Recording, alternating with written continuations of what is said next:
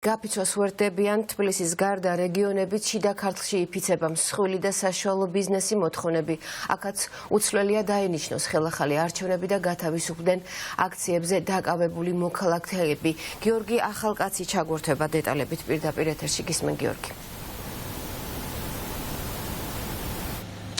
Დიახკეთი დღეს ზუსტად 15 საათიდან იფიცება საქართველო, იფიცება რეგიონები, შიდა ქართლის 4-ვე ქალაქში სხვადასხვა სფეროს წარმომადგენლები მუშაობას რამდენიმე საათის განმავლობაში შეაჩერებენ. რესტორნები, კაფე-ბარები, მობილური სერვისები დროებით აღარ მოემსახურებიან მოქალაქეებს, მომხმარებლებს და ისინი საკუთარ პროტესტს ამ ფორმით გამოხატავენ. ითხოვენ ხელახალ არჩევნებს, რეჟიმის ტყვეების გათავისუფლებას და ასევე აპროტესტებენ იმ მძიმე მოვლენებს, რაც ჩვენ ვნახეთ ბოლო კვირების თუ თვების განმავლობაში დედაქალაქის ქუჩებში.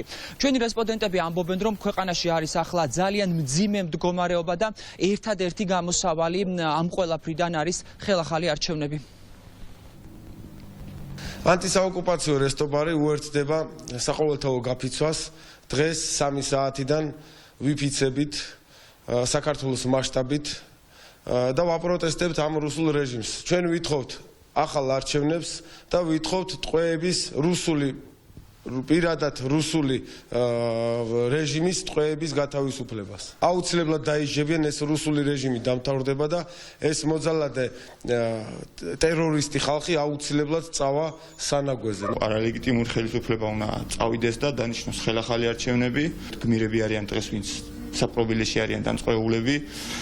18-19 წლის ბავშვები არიან თან და სჯიან იმის გამო, რომ თავის ქვეყნისთვის და თავისი უკეთესი მომავლისთვის იბრძვიან.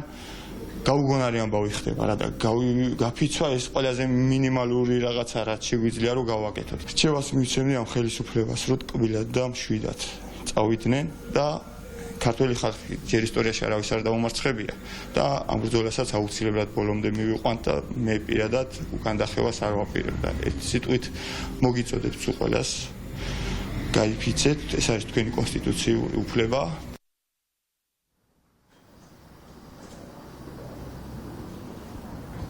საყოველთაო გაფიცვას უერთდებიან როგორც მსხვილი, ასევე საშუალო ბიზნესის წარმომადგენლები, მათ შორის დღეს 15 საათზე მუშაობას შეაჩერებს მოვაჭრეების ერთი ნაწილი, როგორც ადგილობრივი მედია იუწყება, მაგალითად ხაშურის ბაზარში 15 საათიდან ხორცი აღარ გაიყიდება.